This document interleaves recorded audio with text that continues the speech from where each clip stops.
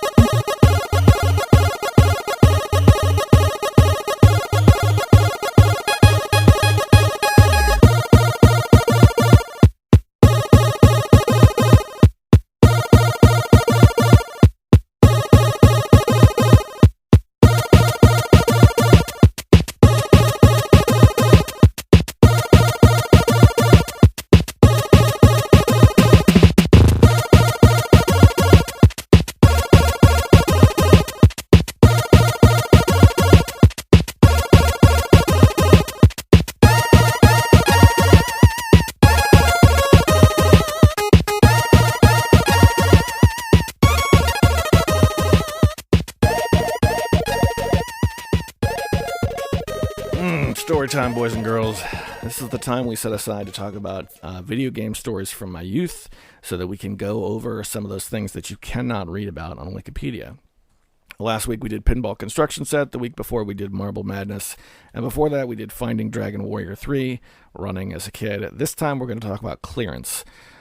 So in those days we had Toys R Us, which was a very different entity than it is today. Or was until recently. Most people my age have a memory of buying some sort of game-related thing from Toys R Us using those little cards. You remember the cards? You would pull out like the game itself would be behind glass, and you'd pull out a little piece of paper, and you would take that and you'd buy the piece of paper. Then you would take it to a claim desk, and the claim desk would go to the back or whatever, and they'd give you whatever it is you actually bought. And for a second, when you saw the door open behind the claim desk, you would see inside of a room that was filled with all these, like, quite literally wall-to-wall Game Boys and brand new Nintendo games all wrapped up. And I just remember having dreams of, like, if I could freeze time, I'd kick that door open and just load up all those games and just run out the door into the sunset. But anyway, okay. So that was the way I remember buying video games. And as time moved on, some, products would flop or whatever, or for whatever reason they were being cleared out. One instance I remember is I'm getting a hold of Doom for the 32X or whatnot. This was the first time I ever owned a Sega Genesis. I know I've talked about this on the air, but I bought a Sega Genesis Model 3 that was what they were doing. They were clearing it out. So the entire box was $20. And I don't mean I'm not talking about a pawn shop kind of thing. I mean, this had the big box, and it was new, and it was, everything was perfect. $20. I didn't even have a car. I had to ride home with the Sega Genesis under my arm on my bicycle. And that was my personal biggest, taking advantage of the little clearances where they were clearing stuff out. But my buddy Albert, one of my childhood friends, he was able to do this a number of times. The biggest for him was the Virtual Boy. He got a hold of the Virtual Boy for $20. And the best part was, when he was buying it, me and some of my other friends, we were kind of knocking him a little bit. You're going to buy that thing? You're going to spend more on batteries making it run. And to be honest, I don't remember what games he had, apart from the tennis game, which was admittedly really cool. But looking back, he made out like a bandit, and I don't know whatever happened to that. One thing I'll tell you is Albert did not come from one of these houses where his parents would just trash his games. That was something that kind of happened exclusively to me in my circle. But he got the Virtual Boy, and I also remember him getting an R-Zone this way. Do you guys remember the R-Zone? The R-Zone was something that came out right around the same time as the Virtual Boy from Tiger Electronics. Tiger Electronics used to make those one-off handhelds with liquid crystal display games where they would have like a few different animations that were just frozen in time, and it would light them up individually. So they were low-tech versions of handheld games, but they were one-off. You couldn't buy new games for your Tiger Electronic handheld. The R-Zone was essentially a Tiger Electronic handheld, but it had a piece of glass that would hang over one eye, kind of like Dragon Ball Z. I always had it's over 9,000, the scanners. It was like one of those, but in real life. And it had an actual controller that plugged into it, so you would just walk around staring into space.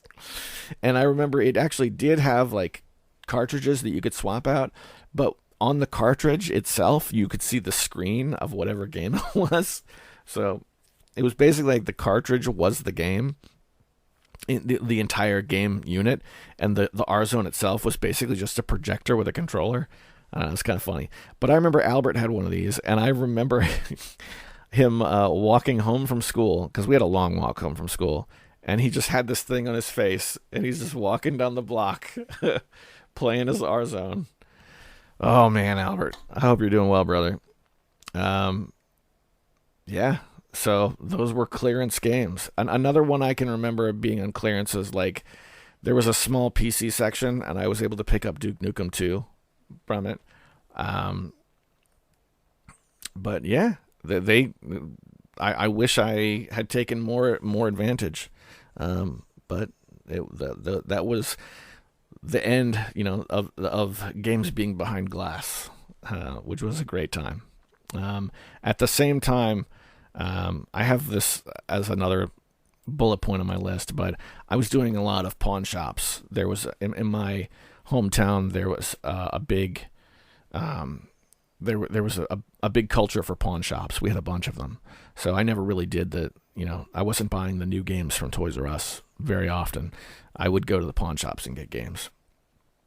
And that was how I was able to amass a big collection. as a teenager was from the pawn shops. But there you go. That's buying stuff from Toys R Us. Most of us have memories of, looking at PS1 games on the flaps, and then taking the cards. What do you guys think? Did any of you remember dealing with Toys R Us, or did any of you get any of those sweet clearance deals? And there you go. That's my story for this week. Welcome everybody to the Vancast. Tonight is party night here in my house for my daughter. Everybody wants fast food from a different place, so I have volunteered to make the trip. So I'm going to a number of places for grub tonight, and it is 59 degrees outside. It's a little gray, but it feels so good, so nice. It's dry, it's a little cool, but yeah, feeling good, man. Feeling good. Okay, so we had a couple of notable sales on Steam. The Chinese New Year of the, I want to say dragon, but I've already forgotten. That happened, and that coincided with a Rockstar Games sale along with a Square Enix sale. So I picked up, I had $20 to spend, thereabouts. So I was torn because it was like, this is my chance to get Red Dead Redemption 2. And that's supposed to be like one of those games of all games kind of things, like one of the last great AAA games that really stacked up, and did what AAA games used to be capable of doing. And that was down to $20, or you could get a couple of Final Fantasy things. Or there was also the Yakuza games, which I've never played. They were down to like $6 a piece. So I was really torn, because lately, the past couple of days, the last thing I picked up was the Final Fantasy Saga collection. So Legends 1, Legends 2, Legends 3 on Steam. They are Game Boy games that are played with extractable ROMs. And I really like playing. I've been playing through Final Fantasy Legends 3 on this thing, and I've been enjoying it because there's a button to speed everything up, but it maintains the sound pitch, so the music doesn't sound terrible and stuff. And it's pretty slow, interface-wise, pretty slow game. So that's made it very playable, and I've been enjoying that. So I think in the subsequent sale decision, I went different from how I normally would go. I went Final Fantasy. I ended up getting Final Fantasy 9, which had been on my wish list forever. I got Final Fantasy 9 for the PlayStation when it first came out. It's one of the few games I did that with. I have 7 and 8 on Steam. It seemed fitting. It's a game I actually have been a couple of times in the past, I'd be like, man, I kind of want to sit down and play this. So I picked that up, and I also picked up the Final Fantasy X and X2 remastered collection. And that one, I'm going to come out and say it. I might have been better off buying a Yakuza game. But the reality is, I'm having trouble getting PS2 games to work on my new computer. And I have Final Fantasy X2 on the PS2, and I wanted to be able to play it. So there you go. And I also bought Gun, which I'll get into later. But so I picked up a few games, and that was what I got from the sale. I think, I'm pretty satisfied with my picks, but if I wrote them down and then went back in a week, I was like, what? I'd probably be like, huh? Is that what you went with? But I don't know, man. Final Fantasy Legends 3 was one of the Game Boy games my older brother had on his Game Boy when I was young and impressionable and really discovering the Game Boy for the first time ever. So not the first RPG ever that I've ever experienced, but it was the first time I ever saw Game Boy handle a hardcore role-playing game like that.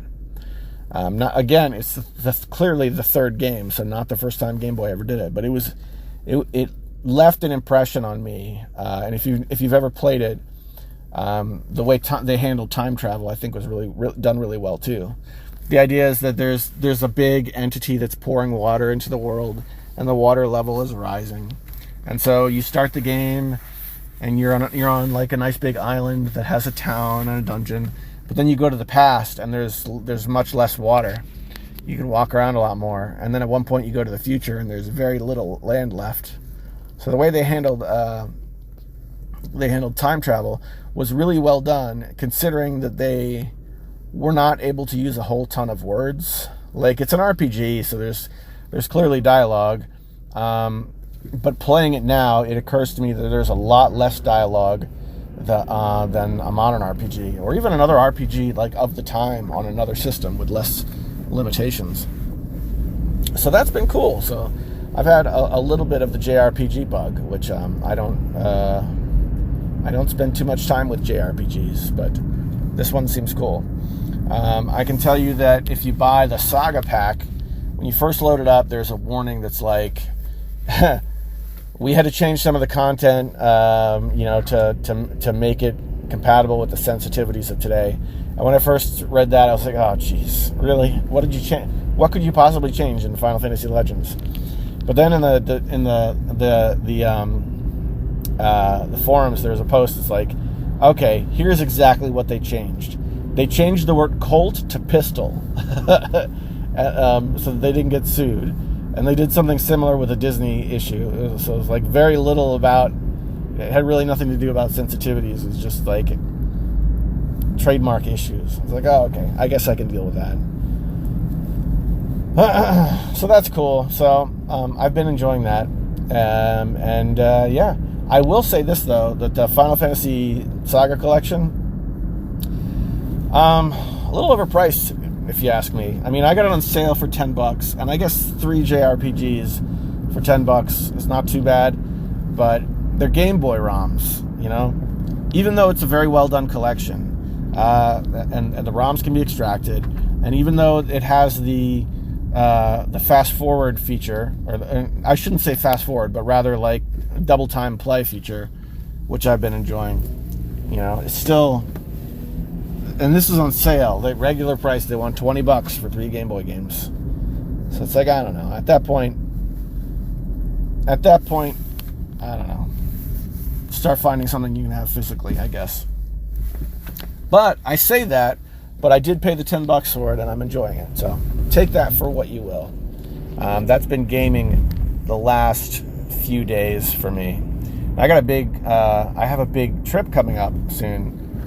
In just a week or so, or maybe 2 weeks, I'm going to be going to Disney World again. I went to Disney World this past August, and we had planned a 2-week trip, but while we were down there, I got COVID 1 week in, so we ended up scrapping the second week, and we just drove home.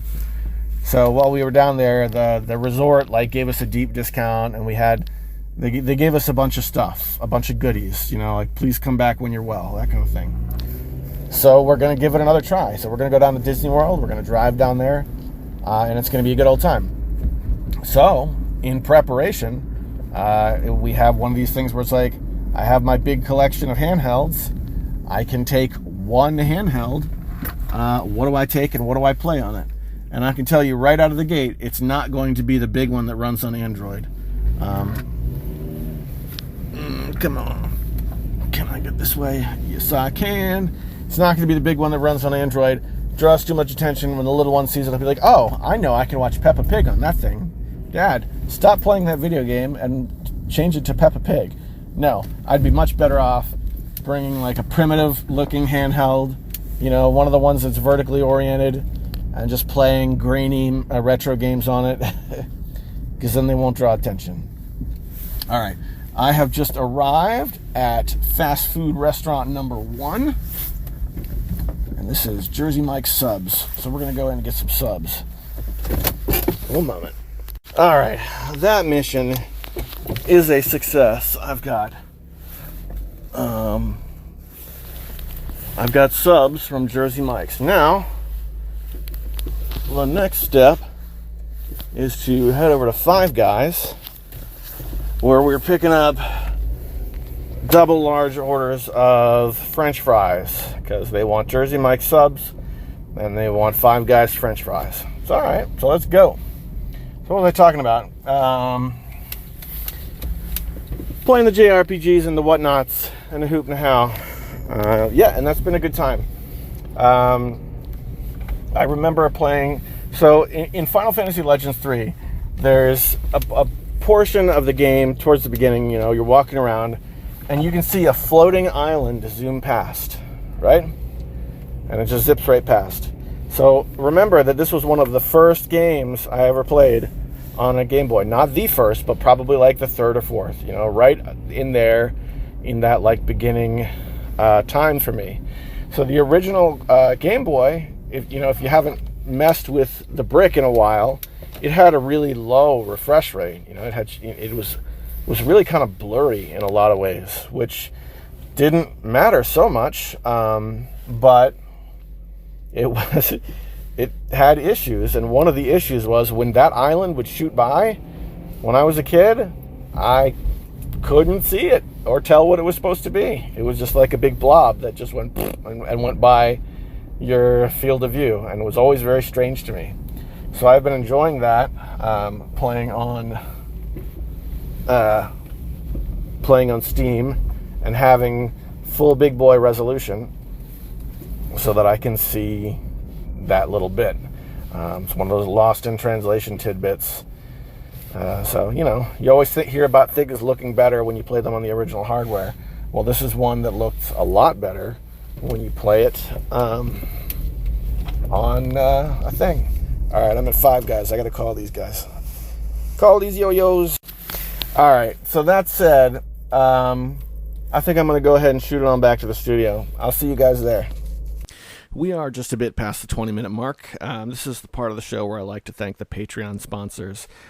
This program is brought to you by EmeraldRangers.com, along with Darabka and Tecmo Balls. Thank you guys so much. I hope you're enjoying the party. Here's another quick one I picked up from chipmusic.org, and the title is very long and the song is very short. It appears to be from a Russian artist, but I will put the link in the Discord if you want to check it out. You're listening to Tiger Claw Radio.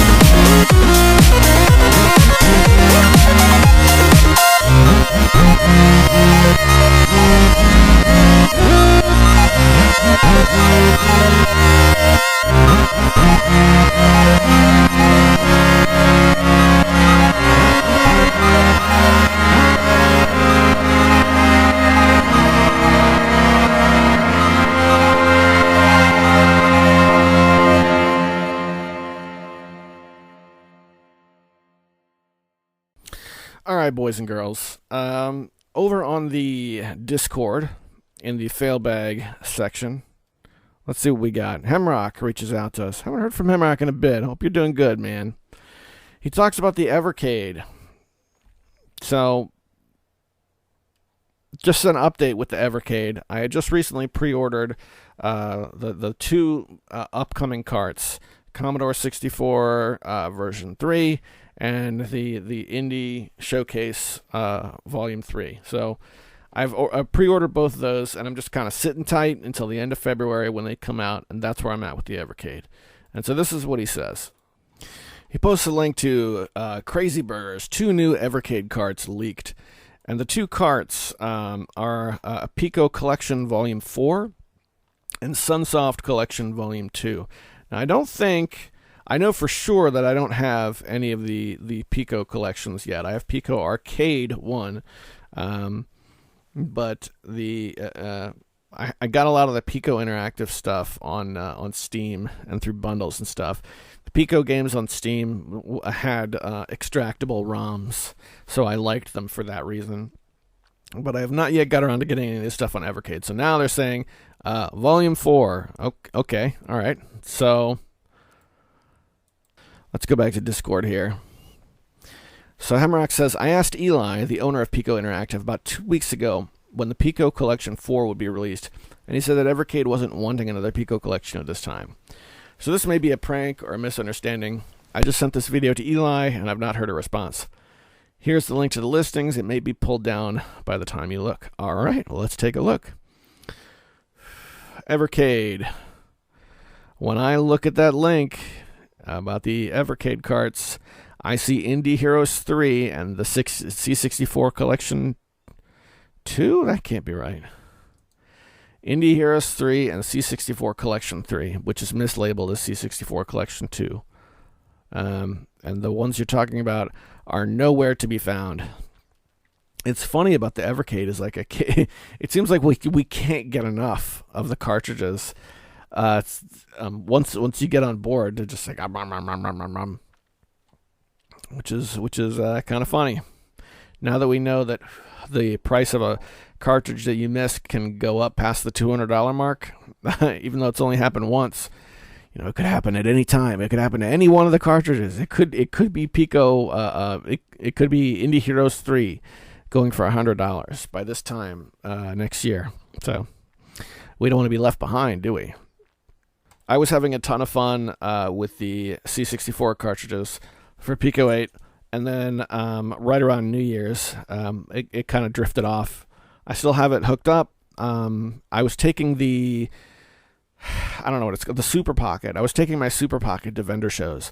My wife is a Tupperware consultant, so we'd go to vendor shows so I could help set up, and then I'd basically just be hanging out for a few hours. So I'd be playing my Super Pocket, was my handheld of choice at the time.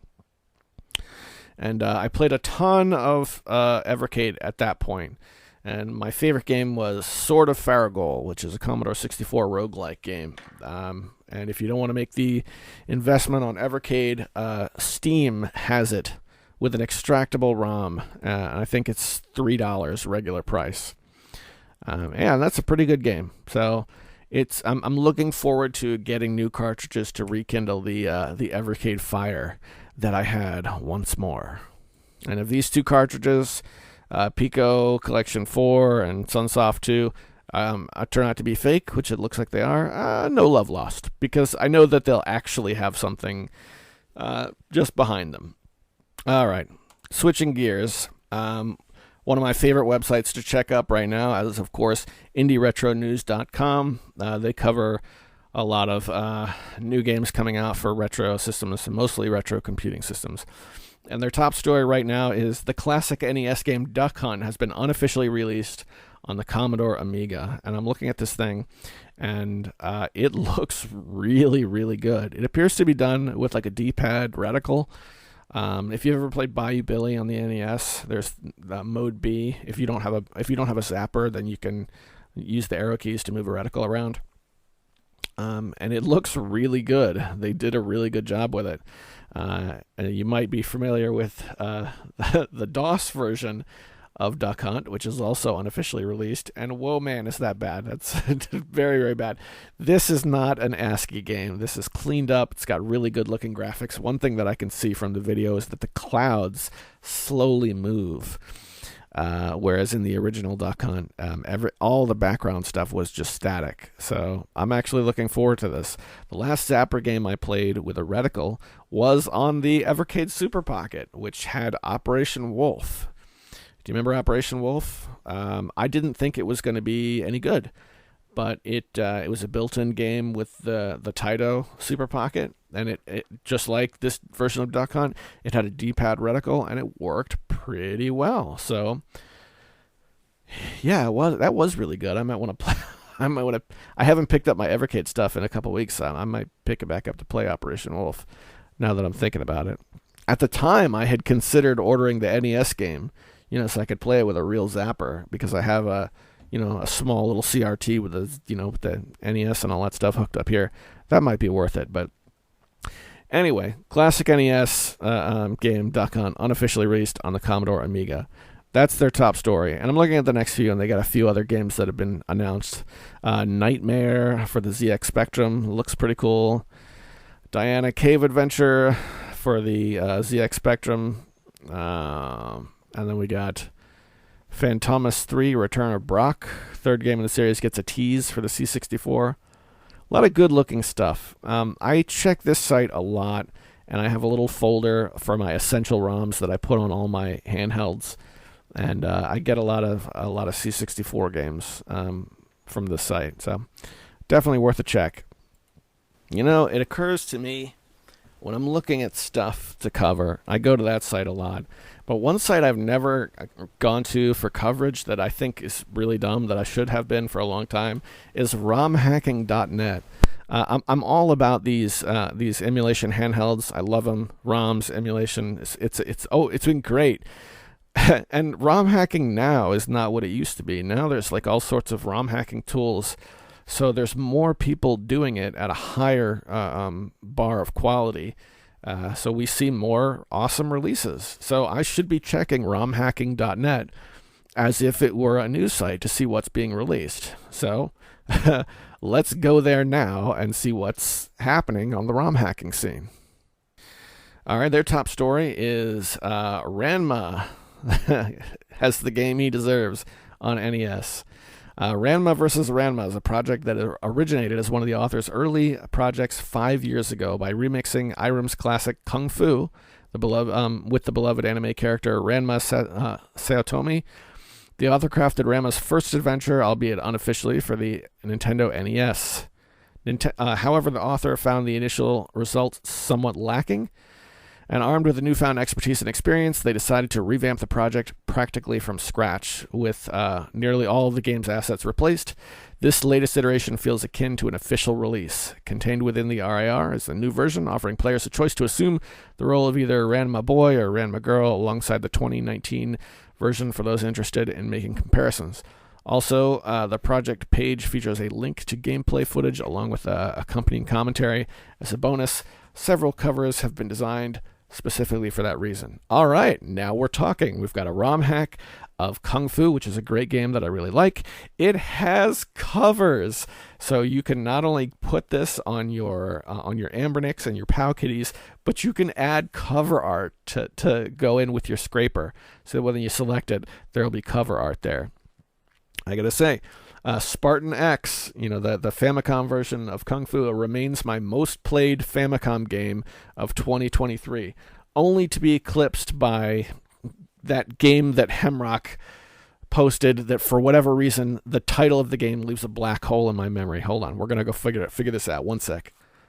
Exrion.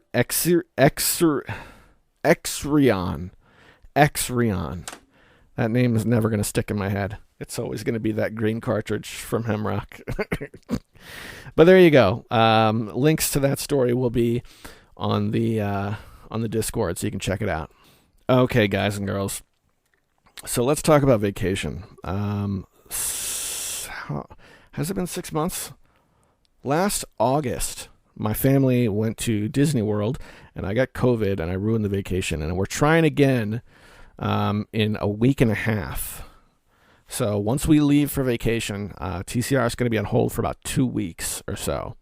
Provided that I don't get COVID again and nothing crazy happens, I'll be able to take my family out, and we'll have a good time, and we'll come back refreshed and ready to go. But I wanted to make sure you guys knew that ahead of time in case there were unforeseen consequences that happened as a result of this trip.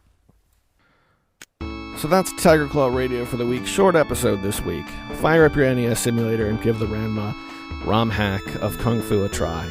And with that, whatever it is that you're dealing with in your life, whatever problems that you're having, I hope it goes well for you. I really do. And I want you to know that I'm rooting for you. Take care of yourselves. I'll see you next week.